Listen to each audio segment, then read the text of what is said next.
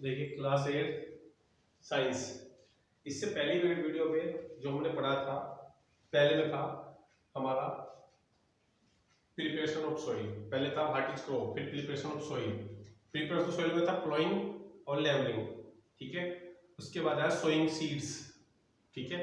Levelling के बाद sowing seeds पढ़ा। सोइंग सीड्स के बाद fertilisers and manures. Fertilisers and manures का मतलब है खाद लगाना, ठीक है, खाद डालना, ठीक। उनके जो है जो प्लांट्स होते हैं उनके न्यूट्रिएंट्स पूरे करना, ठीक है। उन्हें किस किस चीज की जरूरत है और हमारी अर्थ में किस किस चीज की वो है, ठीक है। अब मैन्योर्स बता दिए थे। फर्टिलाइजर्स, मैन्योर्स तो होते हैं मैन मेड, मतलब जो आदमी किसान खुद बनाता है, ठीक है। किससे? एनिमल वेस्ट से और प्लांट वेस्ट से, ठीक है। उसमें एनिमल वेस्ट में क्या था? जैसे एनिमल डंग हो गया, ठीक है। प्लांट में जो प्लांट वेस्ट हो गया, fruit waste, vegetable waste etcetera. Fertilisers क्या होते हैं? These are organic compounds. ये ऑर्गेनिक कंपाउंड्स होते हैं, इन्हें फार्मर खुद तैयार नहीं कर सकता। विच आर प्रिपेयर्ड, जो प्रिपेयर किए जाते हैं इन इंडस्ट्री, मतलब बड़ी बड़ी कंपनियां बनाती हैं, ठीक है।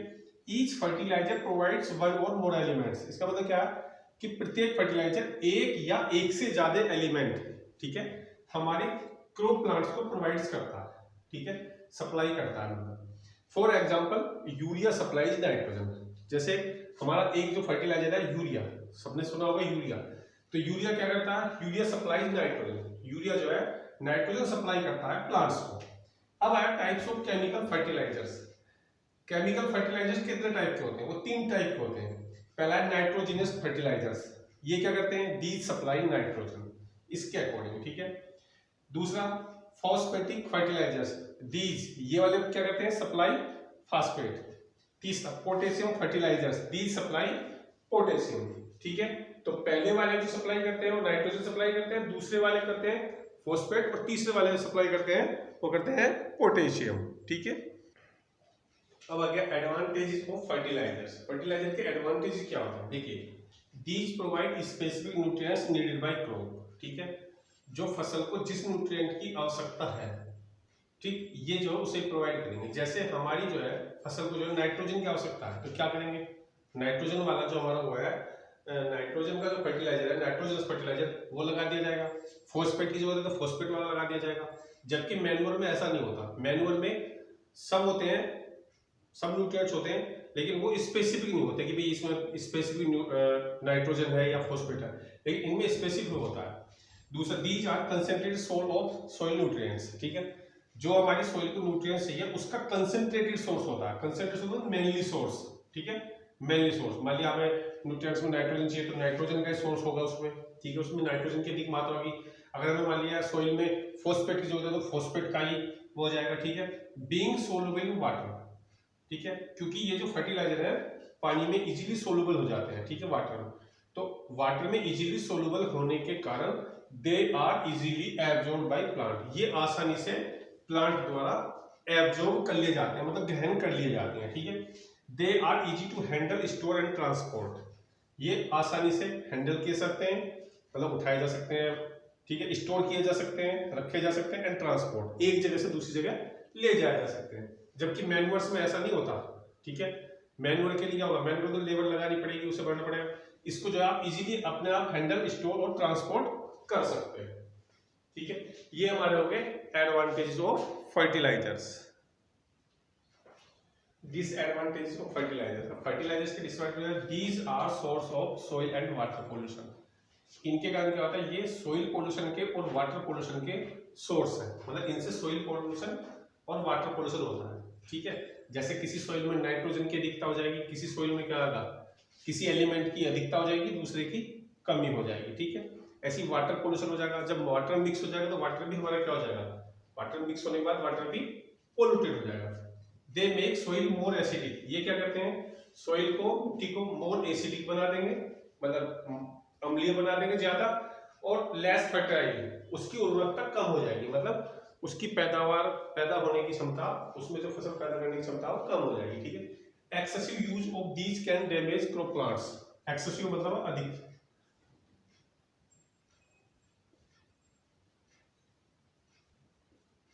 अधिक मात्रा में इनका यूज करना, अधिक मात्रा में इनका यूज करने से क्या हो सकता है? फसल हमारी क्रॉप प्लांट्स डैमेज हो सकती है, ठीक है, क्रॉप प्लांट्स खराब हो सकते हैं हमारे, ठीक है।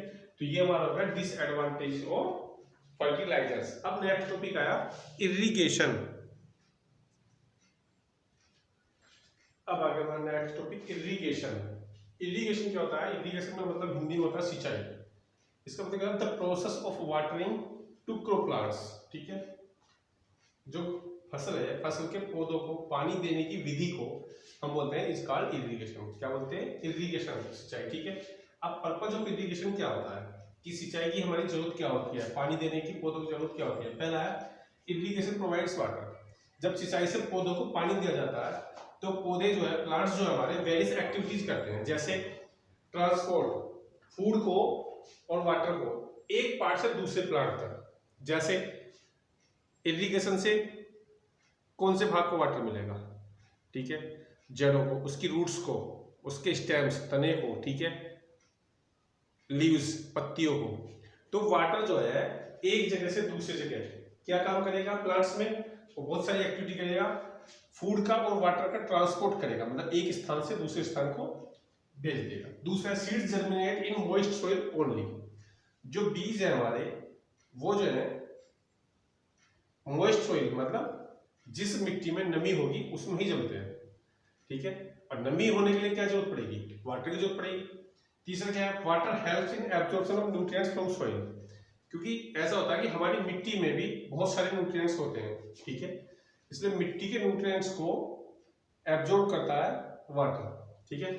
उसे एब्जॉर्ब करेगा पानी उसे मिट्टी से, और उसे जो प्लांट्स को सप्लाई कर देगा जितने मिनरल और न्यूट्रिएंट्स होंगे। Water is needed for growth of plants. पानी की आवश्यकता किसकी पड़ेगी? प्लांट्स, पौधों की ग्रोथ के लिए, उनकी बढ़ोतरी के लिए भी हमें वाटर की आवश्यकता होगी, इसलिए इरिगेशन की हमारी आवश्यकता है। Water protects crop from hot air. पानी जो है गर्म हवाओं से भी हमारी फसल को बचाता है, ठीक है। अगर गर्मी में पानी नहीं देंगे तो फसल क्या होगी? फसल हमारी ड्राई हो जाएगी, क्रॉप हमारी ड्राई हो जाएगी। तो पर्पज ऑफ इरिगेशन, ये हमारे पर्पज ऑफ इरिगेशन है कि पहला तो यह है कि प्लांट्स बहुत सारी एक्टिविटीज हो करेगा पानी की सहायता से, transport of food and water, food और वाटर को एक जगह से दूसरी जगह हमारे को ट्रांसपोर्ट करेगा। दूसरा है हमारा seeds germinate in moist soil only, क्योंकि बीज जो है वो नम जमीन में, ठीक है, गीली मिट्टी में, मतलब गीली का मतलब ज्यादा गीली नहीं, मॉइस्ट, थोड़ी नमी हो उसमें मिट्टी में, उसमें उत्पन्न होते हैं, इसलिए वाटर की जरूरत पड़ती है। Water helps in absorption of nutrients of soil, ठीक है। वाटर जो है सहायता करता है किसको? सॉइल से न्यूट्रिएंट को एब्जॉर्ब करने में प्लांट को, ठीक है। Water is needed for growth of plants. पानी की आवश्यकता जो किस पड़ेगी जाएगी? प्लांट्स की, पौधों की ग्रोथ के लिए। Water protects from hot air, ठीक है, गर्म हवाओं से बचने के लिए, गर्मी से बचने के लिए हमें पानी की आवश्यकता प्लांट को पड़ेगी, ठीक है। तो ये हमारे हो गए इसके इरिगेशन क्या होता है, ठीक है। अब नेक्स्ट वीडियो पढ़ाएंगे हम आपको मेथड ऑफ इरिगेशन, कि इरिगेशन के मेथड क्या क्या इरिगेशन के मेथड होते हैं।